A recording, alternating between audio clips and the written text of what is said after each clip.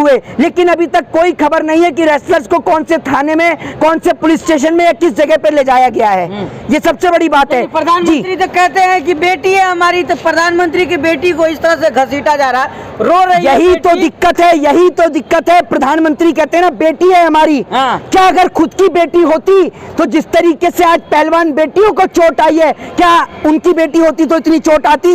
देखेंगे तो बाहर जो है भारी किसान बल तैनात है। ऊपर आप देखेंगे तो सारा ट्रैक्टर से जाम कर दिया है।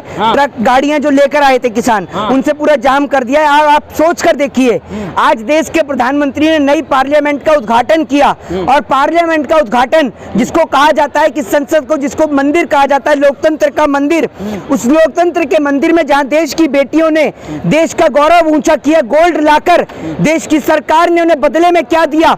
देश की सरकार ने बदले में उनका खून बहाने का काम किया है। जिस तरीके से साक्षी मलिक और तमाम पहलवानों को चोट लगी है, और आज जिस वक्त पे रेसलर्स को जब डिटेन करके ले जाया जा रहा था, मैं उस वक्त दिल्ली के जंतर मंतर पर ही मौजूद था।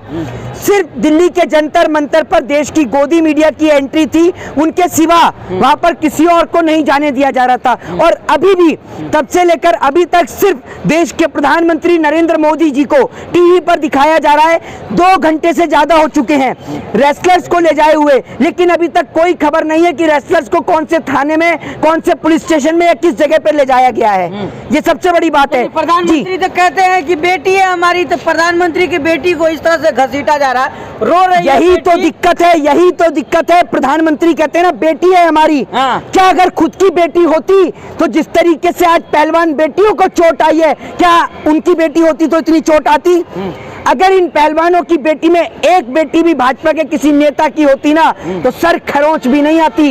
ये बेटियां देश के किसान की बेटी हैं, इसलिए इतनी खरोंच आ रही है। इनके पिता लोगों को अनाज पैदा करके खिला रहे हैं, इनका भाई सरहद की हिफाजत कर रहा है, और इनकी बहनें देश के लिए गोल्ड लेकर आ रही हैं, और देश की सरकार इन्हें बदले में लाठी और डंडे ले दे रही है, और इनका खून बहाने का काम कर रही है। जो बाबा बागेश्वर खुल के कहते हैं आप हमारा साथ दें, हिंदू राष्ट्र देंगे, तो बाबा क्यों नहीं बोल रहे हैं? बेटियां पिट रही हैं, यहाँ पे देख रहे बेटियां रो रही हैं यहाँ पे। वो बाबा, ऐसे बाबा सिर्फ भाजपा के गुलाम हैं, भाजपा के हाथों समर्पित हो चुके ऐसे बाबाओं को ना मैं कुछ उनके बारे में बोलना चाहूंगा, और ना मैं ऐसे बाबाओं को मानता हूं। मैं आपको बता दूं, जो बीजेपी के हाथों समर्पित हो चुके हों, जो बीजेपी के तहत गुलाम हो चुके हों, ऐसे बाबाओं को क्या बोलना? क्या आज वो आंख से अंधे हो गए हैं?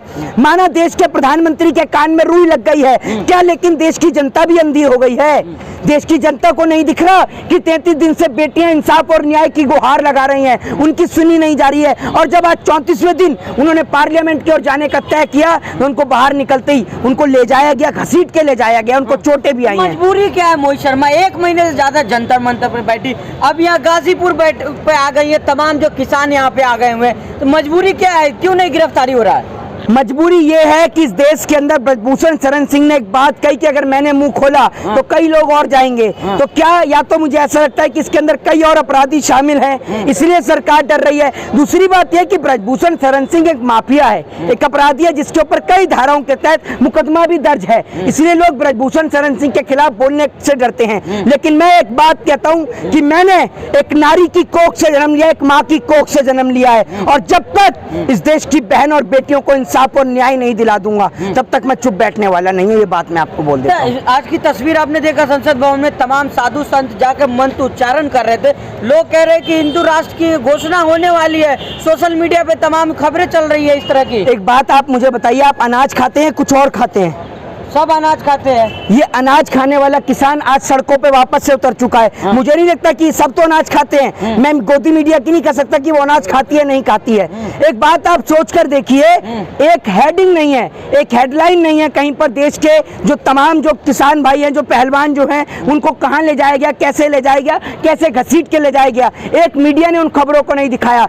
सारी की सारी गोदी मीडिया जो मोदी जी को समर्पित हो चुकी है, वो गोदी मीडिया सिर्फ मोदी जी के नए पार्लियामेंट को दिखा रही है, बस और कुछ नहीं। तो देश का पार्लियामेंट है, मोदी जी का अकेला थोड़ा ही है। देश का पार्लियामेंट नहीं है सर, वो देश का पार्लियामेंट नहीं है, ये मत कहिए। वो मोदी जी का पार्लियामेंट है। अगर देश का पार्लियामेंट होता तो भारत देश के प्रथम नागरिक यानी भारत देश की राष्ट्रपति जो हैं, उनके हाथों पार्लियामेंट का उद्घाटन होता। ये पार्लियामेंट तो नरेंद्र मोदी जी का ही है, ये आप समझ लीजिए। क्या लगता है मोहित शर्मा, चक्का जाम करने से ब्रिजभूषण सलाखों के पीछे होंगे?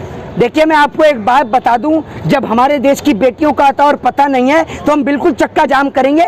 जब तक हमारी बहन बेटियां जो जिनको ले जाया गया पुलिस के द्वारा उनका पता नहीं चलेगा तब तक अब चक्का जाम रहेगा और पूरा चक्का जाम है। बाहर तमाम किसान तैनात हैं, ऊपर आप देख लीजिए गाड़ी लगा दी, चारों तरफ गाड़ी लगा के पूरा चक्का जाम कर दिया है। तो आप यहीं बने रहेंगे जब तक? बिल्कुल बने रहेंगे सर, क्यों नहीं बने रहेंगे। एक बात आप मुझे बताइए, जंतर मंतर बैठने पर लोगों को दिक्कत, रामलीला मैदान में बैठने की परमिशन नहीं देते हैं, पार्लियामेंट जाने की परमिशन नहीं देते हैं, रोड पर बैठे तो रोड पर बैठने से दिक्कत होती है। करें तो करें क्या सर, आप बताइए ना समाधान क्या है। तो 13 महीना किसानों का आंदोलन चला, ये आंदोलन क्या लगता है आपको, लंबा जाएगा जल्दी सिमटेगा?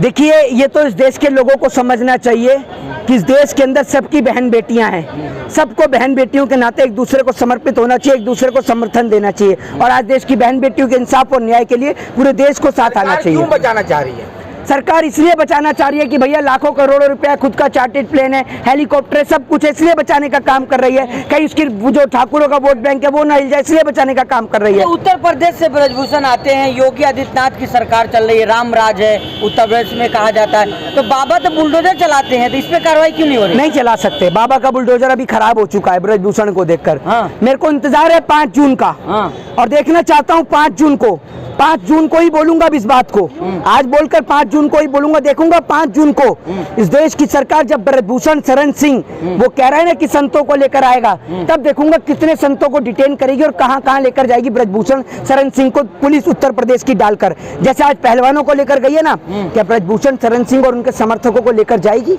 इस देश की पुलिस नहीं लेकर जाएगी, क्योंकि इस देश की कानून व्यवस्था चरमरा चुकी है, सरकार के पैरों तले डर चुकी है, डगमगा चुकी है। इस देश की कानून व्यवस्था सरकार की गुलाम हो चुकी है। बैड टच गुड टच में अंतर नहीं है, छुआछूत का बात है। हाँ। छू दिया तो दिक्कत है।